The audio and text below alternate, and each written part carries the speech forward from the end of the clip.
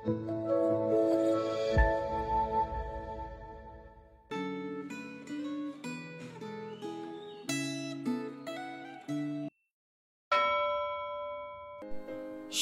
Bapak Ibu Saudara, hari ini firman Tuhan berjudul Tubuh Kristus yang hidup dan bergerak. Mari kita berdoa. Bapa kami di dalam surga, saat ini kami siap untuk mendengarkan firman-Mu. Tolonglah setiap kami untuk bisa fokus, untuk bisa mengerti atas firman Tuhan yang akan kami dengar. Terima kasih Tuhan, dalam nama Tuhan Yesus kami berdoa. Amin. Firman Tuhan hari ini diambil dari Kolose pasal yang keempat, ayat yang ke-7 sampai ayat 18. Saya akan bacakan untuk ayat 10 sampai ayat yang ke-11. Demikianlah firman Tuhan. Salam kepada kamu dari Aristarkhus, temanku sepenjara, dan dari Markus, kemenakan Barnabas. Tentang dia kamu telah menerima pesan. Terimalah dia apabila dia datang kepadamu. Dan dari Yesus yang dinamai Yustus, hanya ketiga orang ini dari antara mereka yang bersunat yang menjadi temanku sekerja untuk kerajaan Allah. Mereka itu telah menjadi penghibur bagiku. Sedemikian jauh bacaan firman Tuhan. Di akhir suratnya, Rasul Paulus menyebut banyak nama. Tikhikus, Onesimus, Aristarkhus, Markus, Barnabas, Epafras, Lukas, Demas, Nimfa, dan Arkhipus. Penyebutan nama ini penting karena penyebutan nama ini memperlihatkan wajah gereja yang hidup, yaitu gereja sebagai komunitas yang saling menopang, saling melayani, dan berjuang bersama di dalam Kristus. Rasul Paulus tidak pernah bekerja sendiri. Ia sadar bahwa berita Injil harus disebarkan bukan hanya oleh satu orang hebat, tetapi oleh seluruh anggota tubuh Kristus secara bersama-sama.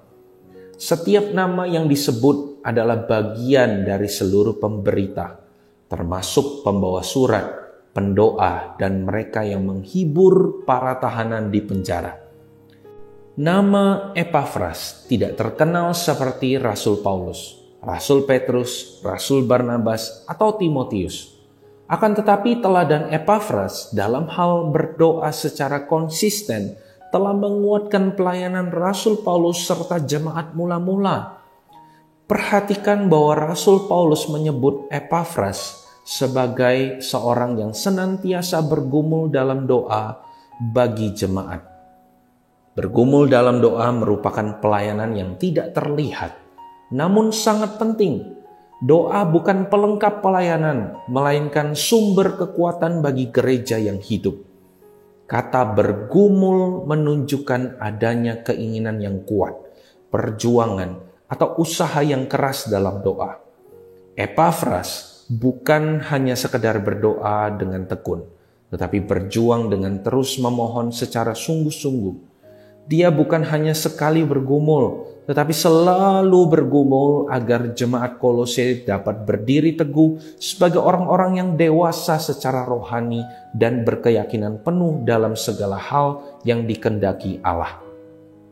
Epafras adalah sosok yang dihormati oleh Rasul Paulus, sehingga Rasul Paulus menyebutnya sebagai kawan pelayanan dan pelayan Kristus yang setia, serta teman sepenjara karena Kristus Yesus.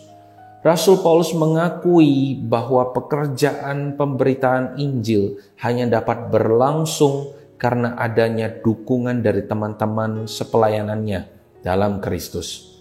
Ada Epafras yang tekun berdoa, Lydia yang murah hati, Tikhikus yang selalu menghibur, dan Onesimus yang setia.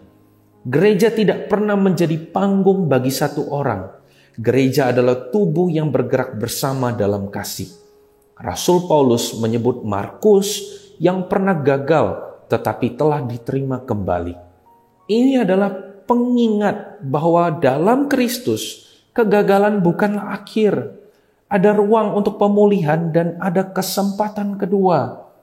Gereja dibangun bukan oleh orang-orang sempurna, tetapi oleh orang-orang yang bersedia dipakai Tuhan. Apa peran kita dalam tubuh Kristus? Apakah Anda setia dalam bagian yang dipercayakan Tuhan kepada Anda? Mari kita berdoa.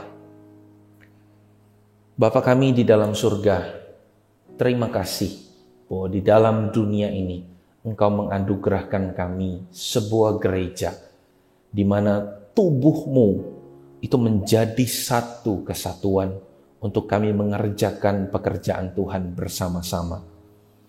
Kami yang sudah terlibat di dalam pelayanan yang ada, kiranya Engkau memberikan kami hati, hikmat, kebijaksanaan untuk kami boleh mengerjakan pelayanan yang Tuhan percayakan itu dengan penuh tanggung jawab dan penuh dengan hikmat yang daripada Tuhan untuk kami bisa kerjakan dengan baik. Dan kami yang belum terlibat di dalam pelayanan, tolonglah kami, doronglah hati kami, bisikanlah dalam hati kami untuk kami ikut serta dalam pekerjaan Tuhan. Apapun itu bagiannya, kami mau siap sedia sebagai tubuh Kristus. Terima kasih Tuhan. Di dalam nama Tuhan Yesus kami berdoa. Amin. Tuhan Yesus memberkati kita sekalian.